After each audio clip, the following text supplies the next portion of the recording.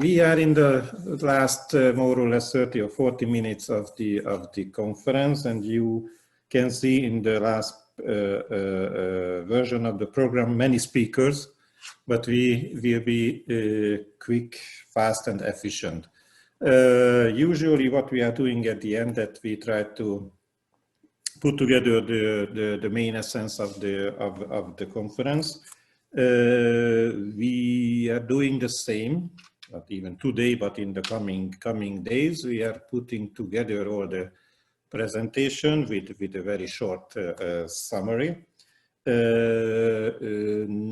are amending the concept paper, or we are transferring the concept paper on communication into a kind of conference findings. The concept paper will include all the essentials on the communication topics we had in the past 2 days. So János will do a new version of the concept paper in the coming days.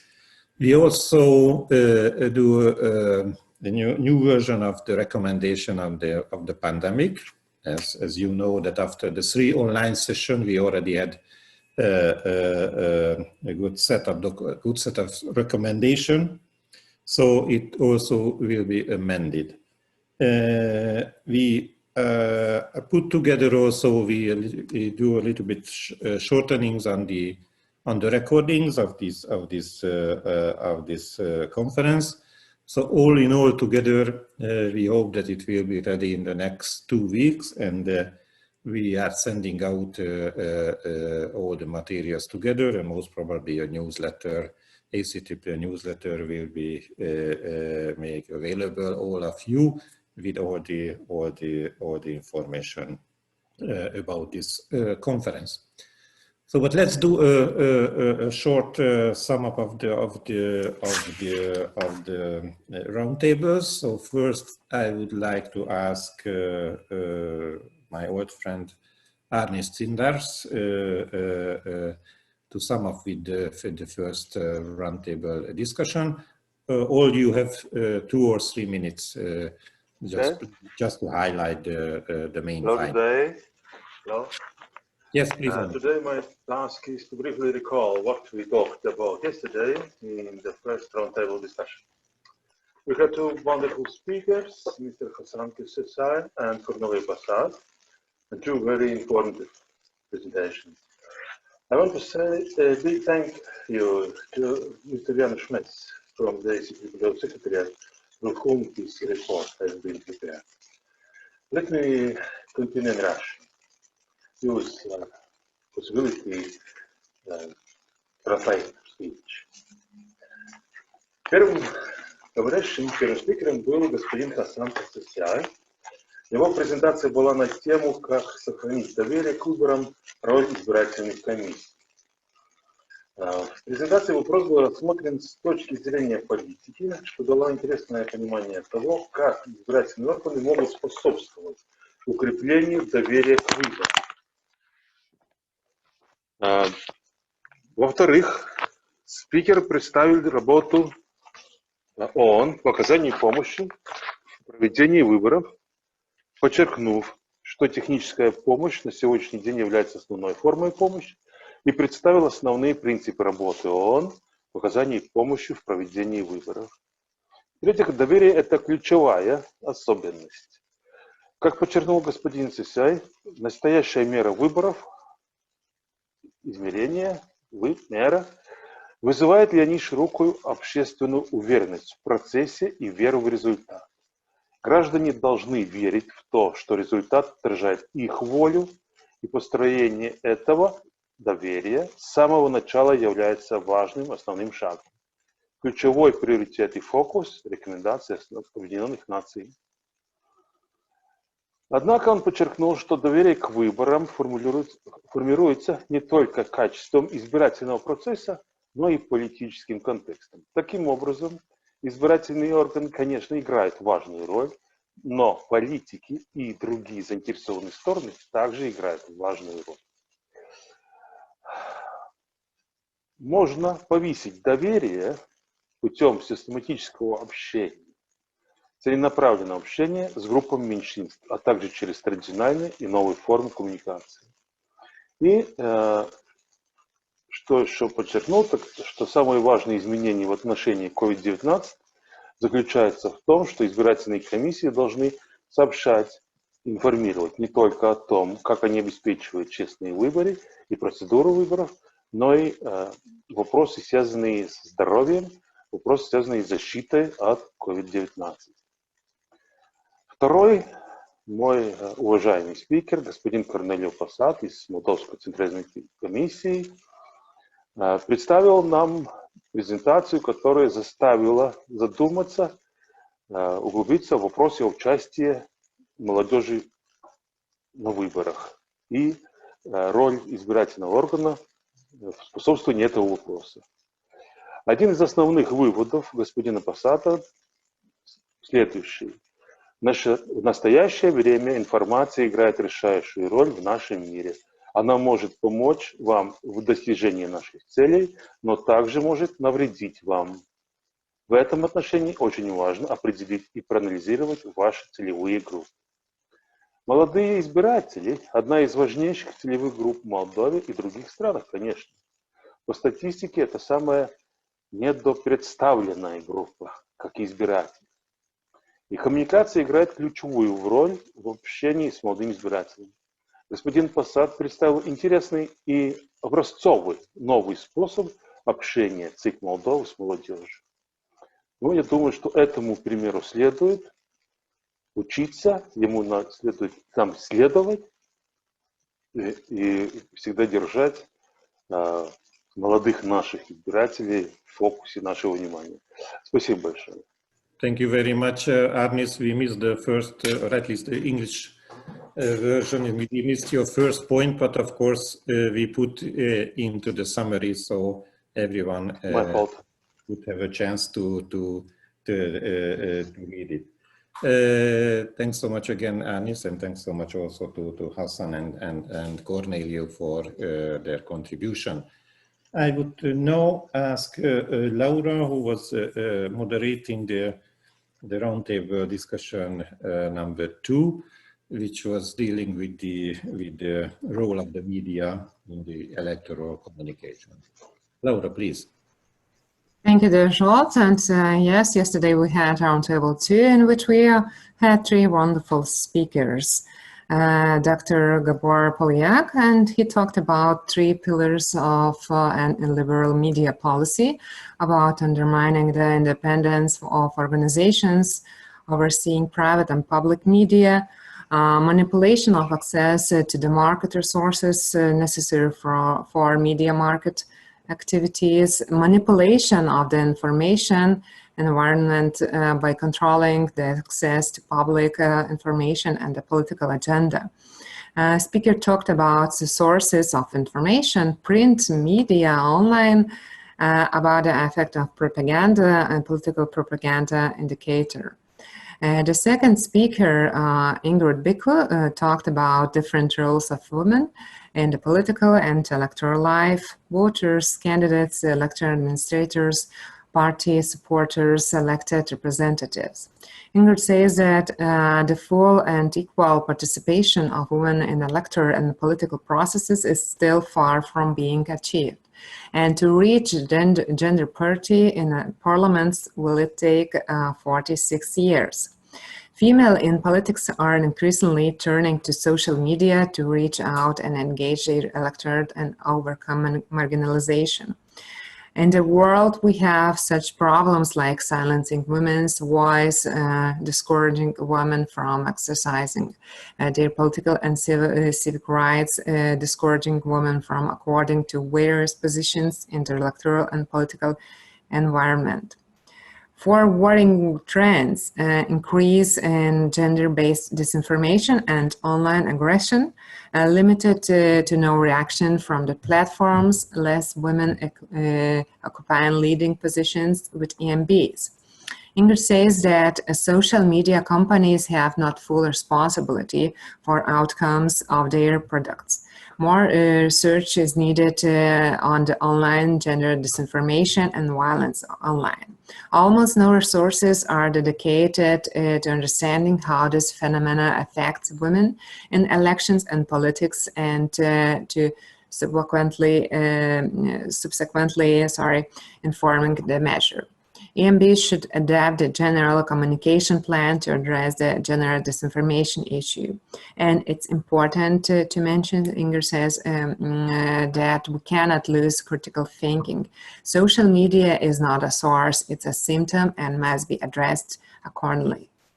And the third speaker, Fosco Riani from Facebook, presented how to protect election integrity on Facebook.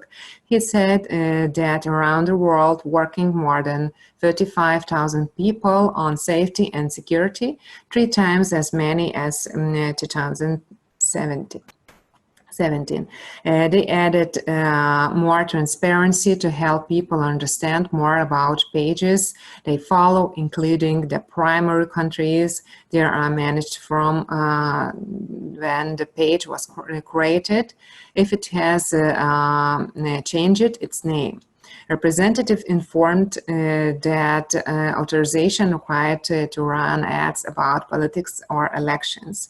Ads about social issues, elections, and politics are available in 194 countries and territories, proactively detected in 95 countries and territories.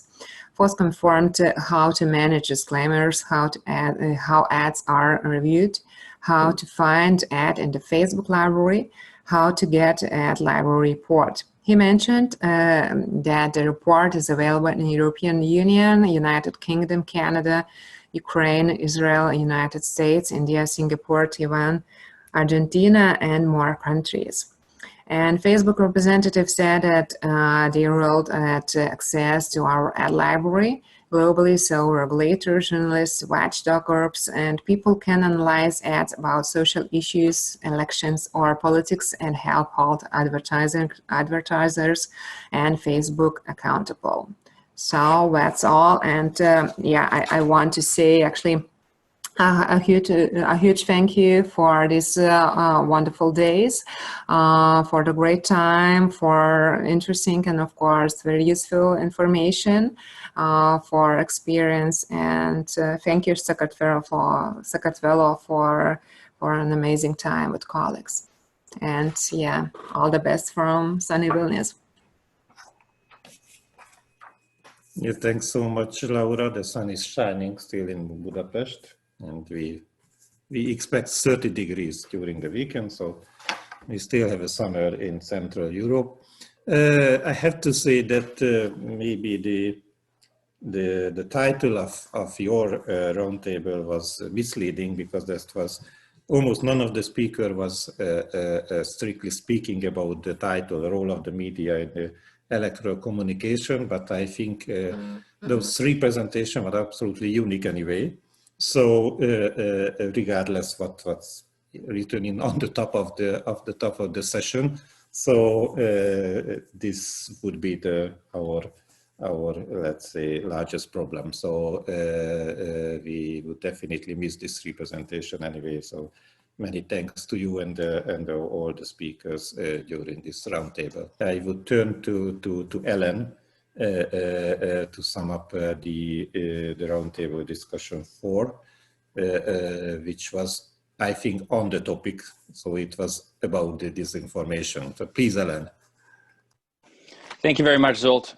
Before I begin, I have to say a special congratulations to our old friend Arnis Simdars for establishing his own electoral association in Latvia. It's good to see, and it's good to see you and listen to you, of course, speaking in Russian. And of course, to our dear friend Laura Matiosaitete. I know you've got elections coming up in October, but with you in charge, I'm sure they will go well. So good luck to you. The topic this morning, and I'm going to stick with the 3 amigos panel, because I kind of like that nickname, having the Canadians, Mexicans, and Americans all together. What could possibly go wrong? The topic really that we were looking at was disinformation, but from what I gather, listening to some of the other panels, I think the disinformation piece, it permeates through everything. I mean, everything we're dealing with right now in elections, this is something that is within that framework. The first speaker we heard from Eric Bradford from the Carnegie Endowment for Peace. His real focus was on identifying the different types of disinformation that currently exist, most of it being online disinformation and social media, but then also presenting different frameworks that could potentially be used. And he very much mentioned Sweden and Finland several times. And I guess I would encourage you to look at their respective election management body websites to see exactly what they did during their elections to counter disinformation. I know the Swedes have some material in English, and I think we even have some Finns on the discussion right now. So maybe it would be worthwhile reaching out to them. The one thing that was not mentioned by Eric directly, but it was very much implied, and it was obviously mentioned during Laura's panel, and then in another panel actually by Ingrid out of IDEA, is the idea that a disproportionate amount of disinformation is focused on gender-based disinformation. In other words, men are being attacked for the positions they hold, women are being attacked because they're women. And that is fundamentally abhorrent and wrong. And that the social media companies should very much be held to account for that. Next, we heard from our good friend Manuel Carrillo, who I see is still on the call. Hello, Manuel. Who spoke about his experiences in Mexico with the National Election Commission, obviously looking at the whole of government approach. In other words, working with all of the departments and the different agencies in Mexico to be able to counter disinformation and how to build that level of trust within the electoral system. And obviously the Election Commission in Mexico, certainly within the Western Hemisphere, has an excellent reputation, and I would echo his statements. If I can summarize the key word that I took from Manuel's presentation, it was the need for robust education at all levels of the electoral process, whether it's civil society, whether it's the government agencies, the election commissions, or the voters themselves. If they are aware, they can at least make their own decisions. When they are not aware that they are being misled, that's when things get difficult. And then last but certainly not least was Commissioner Thomas Hicks from the U.S. Elections Assistance Commission, who's dealing with, they are dealing with the largest disinformation efforts right now that I think we've seen in any major election recently, certainly the scale at which they're having to deal with. He alluded to it briefly. Obviously, Richard Sudrat went into it more in his panel, but the disinformation that they're trying to counter about COVID in the elections and how they work very closely with the Departments of Homeland Security and various other government departments to be able to counter disinformation in a very challenging situation where you have some of the actual political leaders that are running for office undermining the very election management bodies that are trying to deliver the elections.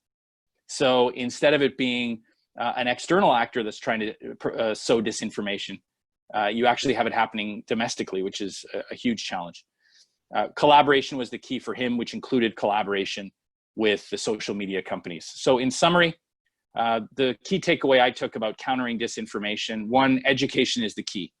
Keeping this in the forefront, calling people out when it is done, holding private sector companies accountable for the actions that take place on their platforms. And obviously, we cannot stop disinformation, but it can be countered, and more importantly, it can be mitigated. Our citizenry is smart. Our voters are smart. If we give them the right analytical and critical tools to make sound decisions, for the most part, they will make the right decisions. The issue is when they're being manipulated without realizing that they're being manipulated, that we have real challenges. And on that note, I will say and echo what both Arnis and Laura said. Congratulations to Zsolt and the ACEEO. Congratulations to Tamar and the Central Election Commission of Georgia for hosting an excellent ACEEO. And hopefully next year, we will all be together. This is Alan signing off from overcast, rainy Toronto, Canada. Over to you, Zsolt. Thanks so much, Ellen. Meanwhile, you could see in the chat that Heini already put into the chat the website of the election in Finland, so you can check out the document as Ellen just talking about. I would add two issues that, of course, I would just echo what Ellen said about the education, maybe education already in the school. As we all know, if you have a kids that already disinformation in the kindergarten, okay, that is not so dangerous, but I think that's the talking about the disinformation, it would be also subject to some of the lessons in the high schools, the secondary schools. So because it is, as you also said, that the discussion about this should start as soon as possible. I think it was a very good example yesterday in the presentation of Gábor Polyák. And if you, those who were yesterday, if you remember the case of George Soros, when there was a big campaign in Hungary, then George Soros is transporting all the migrants from south to west, and the Hungary fence could stop this flow of the migrants, and I think it was 61% of the Hungarians who already believed that this is true. So there are many other examples. So I'm glad to see that even we could see an example from another panel into this panel. Thank you, Ellen, again. And then I would move to Richard. Richard now has the hardest job because we just finished, or you have the most easiest job because we still remember all the speakers. Richard, please. Thank you very much. Well, I echo what everyone has said. Tamar, Vanya, and the CEC have done a great job, and even during the interludes, we've been treated to Georgian culture, and I remember my last night I was rereading this just to remember how wonderful it is in Georgia. Thanks also to Zolt and also to the staff of the ACEEO Secretariat. It's not easy to organize an event of this nature, especially via Zoom with as many people and many working parts, but you've done a wonderful job. I would also just take a moment again to thank the board and the assembly for recognizing our dear friend István Zufa as an honorary member. I remember way back in 1990 and 91, the wonderful work done by our first Secretary General Zoltán Toth, as well as the first head of our documentation center, Dr. Marta Dezső, but their work was also supported by István Zufa, who was there continuously for ACEEO and for democracy. I want to thank the panel. We had a very diverse panel, and I think they all highlighted the adaptability and the ingenious solutions that election officials are coming up with. Damir Kontrek, Vice President of the State Election Commission of Croatia, Laura Majotsaitica, who is the chairperson of the Central Election Commission of Lithuania, Enver Salihi, member of the State Election Commission of North Macedonia, and Christoph Lorenz, head of department, the National Electoral Office of Poland. The takeaway that I get from the presentations was that they raised a number of points that I think are very critical. First off, our friend Damir made the point that, of course, we want to keep everyone safe, but at the same time, we have to keep our eye focused on the fact that the right to vote is paramount, it's sacrosanct, and we have to do everything we can to safeguard that, because it's one of those rights that is called out in the UN Declaration of Human Rights.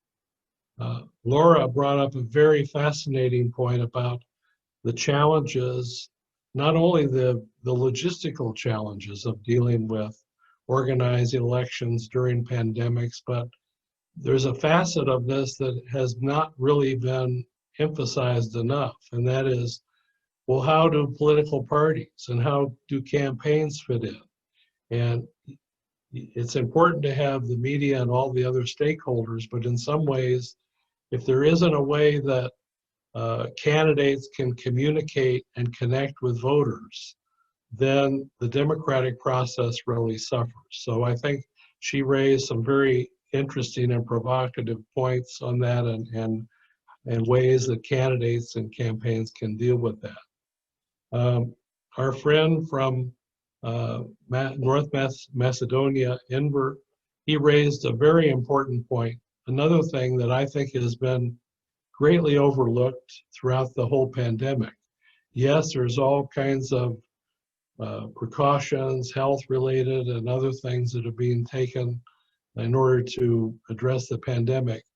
But one of the other issues is electoral observation. And I think it's fascinating the way we have seen that in the elections that have been held so far, the international observers, from what I have seen, have really been forced to cut back. They just haven't been able to get people who wanted to go. But in their place, what we're seeing is domestic observation. And so I think that really, and in some ways, that's probably even more important than international observers. So that was a fascinating point. Christoph raised, I think, another key point about, despite the fact we want to keep everybody safe and we want to guarantee the right to vote, we've got to be careful that we're not trying to do things in too much of an ad hoc way. We have to look, and after this current round of elections are over, it might be a good opportunity in preparing for future pandemics or even other kinds of natural disasters, ways that not only election laws, but even constitutions can be made more flexible, not in order to support one party or one person or one official, but to be able to adapt for future situations like this. Obviously, one of the most important things that was discussed on the panel was how do we dedicate ourselves to supporting the credibility, the integrity of the election process, because people, the voters, have to believe in it. They have to have confidence in the people who are in charge of running the elections, which all of you are. And so that it's important to think in terms of robust communications. That's a key to one of the lessons learned that and especially on this panel today, of how you all have developed strategies to deal with communicating with voters and stakeholders. The other is the willingness and the ability to adapt. You know, it's not easy to implement change, especially in the middle of a crisis. But obviously people from all over the world, and especially members of the ACEEO have demonstrated how that can be done.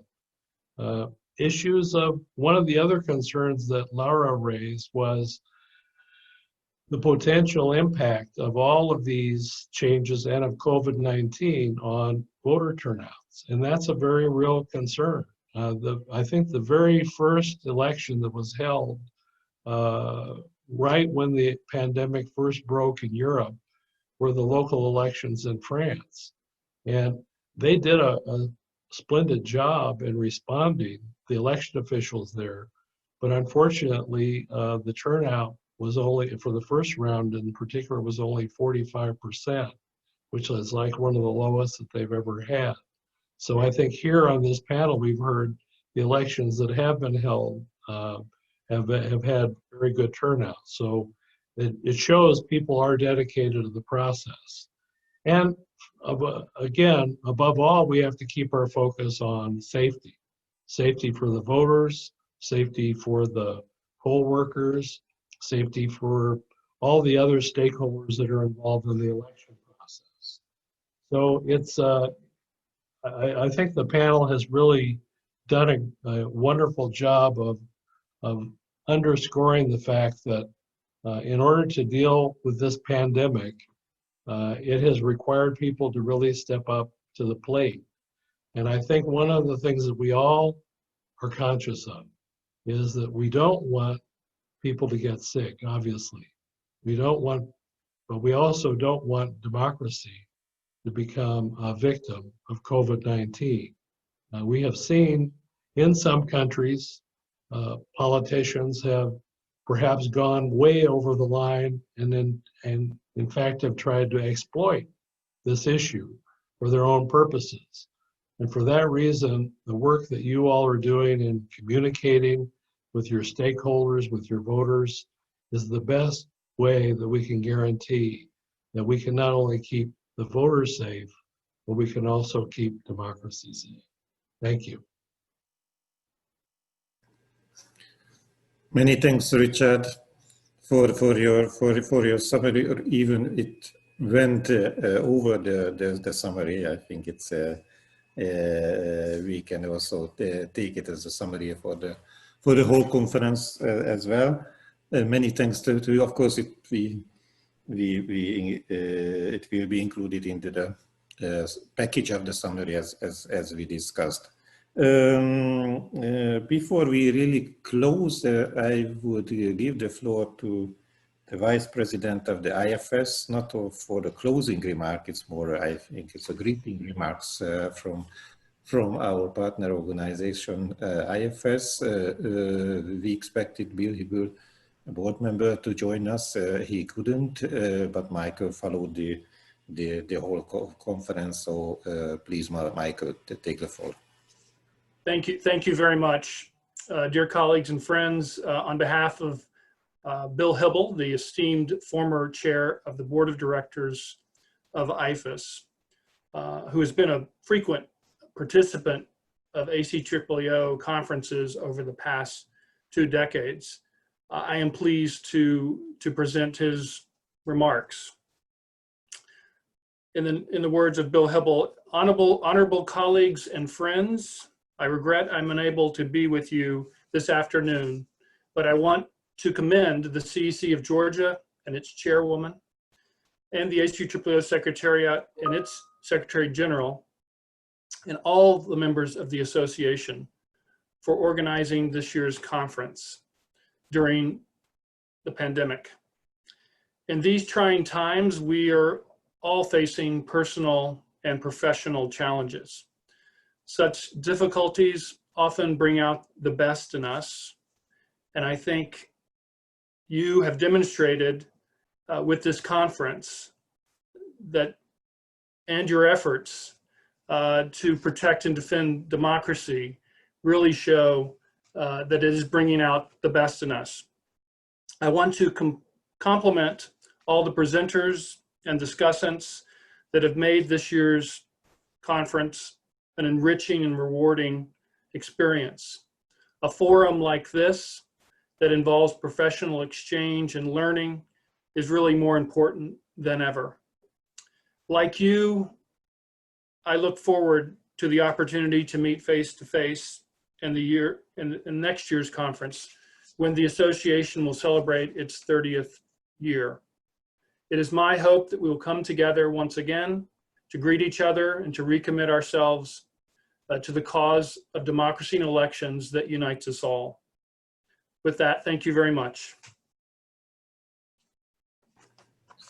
Thank you very much, Michael, and and please pass our greetings to Bill Hibel, to the President, Mr. Bembury, to all the IFS staff at the HQ and the field, because I think and the staff at the field, they have a real difficulties in the past months, but as I could follow at least your communication, the IFS activities kept live, and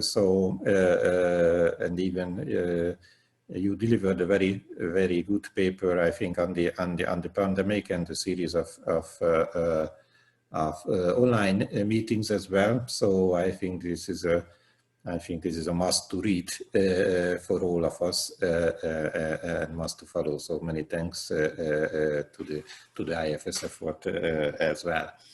Dear colleagues, before I give the floor to Tamar for the closing remarks, first I would like to thanks to my colleagues István and János for the preparation.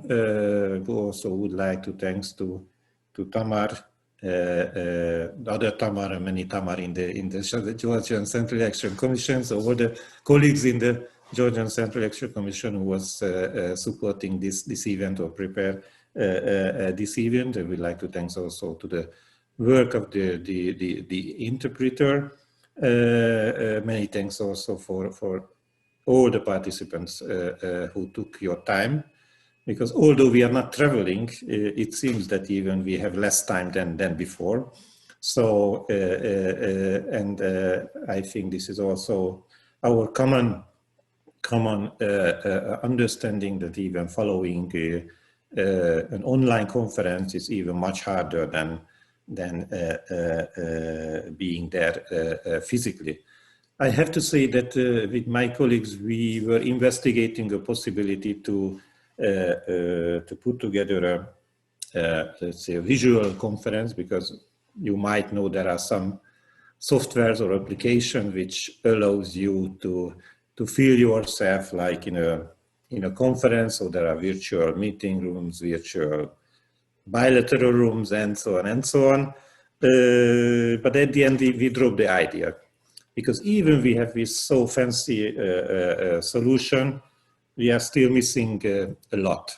Because I think the professional exchange, we did it during these 2 or 3 days. But I have a list what is still missing.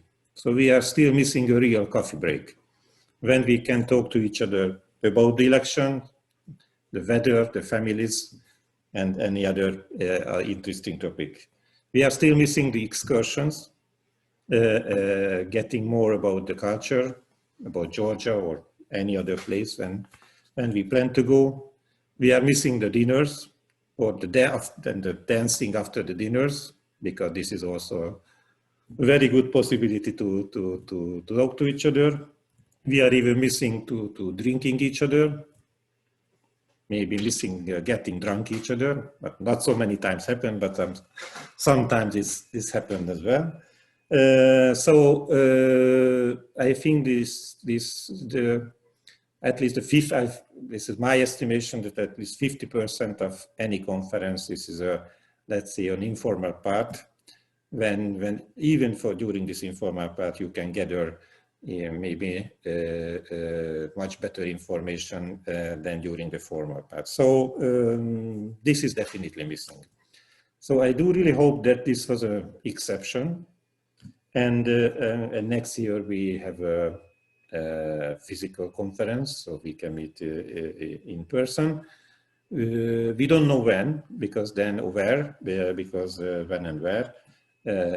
Because it was not decided that who will take over the presidency. But I'm really sure that by the beginning of next year, we have the new presidency of ACEEO.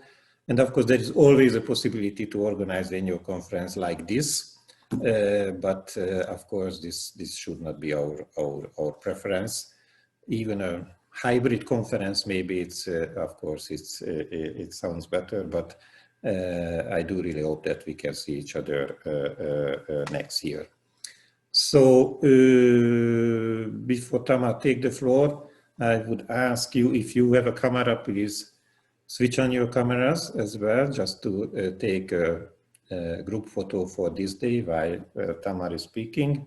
And when Tamar finished, please switch on your mic as well. But please, Tamar, you have the floor for the closing remarks. Thank you very much. First of all, I will start to say many thanks to AC Secretariat, AC Secretary General, Mr. Zsolt. It's a great pleasure that we have this opportunity to host this event. And I would like to thank, of course, the Secretariat staff, Istvan and others, and of course, the CEC Georgia staff, my colleagues, for organizing this very important and interesting event. So, distinguished guests and participants, now we have reached the end of the 29th Annual Conference of the Association of the European Election Officials, ACEEO, on elections and communications, the role of electoral management bodies in conducting and facilitating effective communication. It is indeed my great pleasure to make a few closing remarks and express gratitude to all those who made this event a reality. Your tremendous inputs and professionalism were invaluable to make this event happen.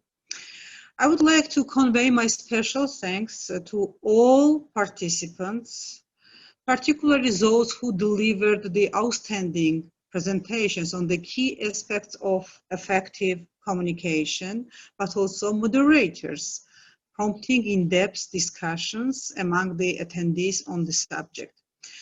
By focusing on reaching out to our voters and the citizens and applying appropriate communication tools, we support creating the electoral environment where voters are informed about elections and facilitate the increase in electoral culture where people make an informed choice.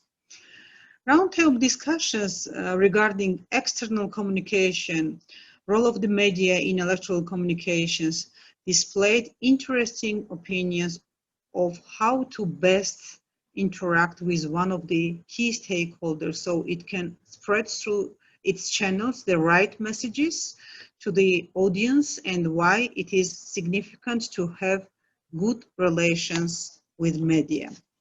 Day 2 of the event of the conference introduced us to dealing with disinformation during elections, lessons learned, but also helped to analyze and reassess lessons learned from the electoral held during the pandemic. More precisely, we learned from interactive discussions on the first changing environment and challenges arising as a result, what lessons we can learn in times of pandemic. It is my reflection on the current pandemic, but also from interventions of our colleagues on this topic, that COVID-19 made us all more resilient, prepared, and flexible. It made us more inventive in having good, clear, and well-planned activities for the engagement of our stakeholders in democratic processes.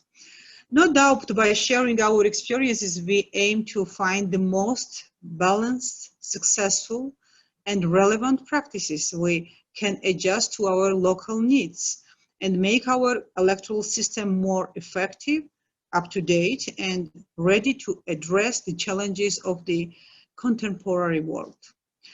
It was really regrettable that we could not host you in Tbilisi, Georgia, but instead we hope to see you all as international observers in the upcoming parliamentary elections to be held on October 31st, this year. At the end, I just would like to wish you the success in your endeavors to hold elections in a safe electoral environment and promote the institutionalization of the democratic process in your respective country, as well as spreading good practice with the ACEEO region. Thank you again very much, and my kind and warm regards to all of you from Georgia. Many thanks to Damar, and if you switch on your mic, then you can join me for a round of applause for all of us for this successful conference.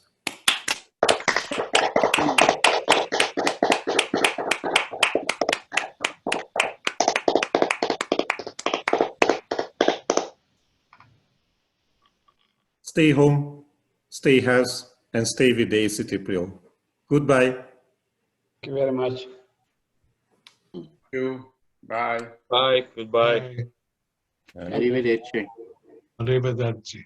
Goodbye. Goodbye. Goodbye and good luck for everybody. Bye, everyone. Bye. Great to see everyone.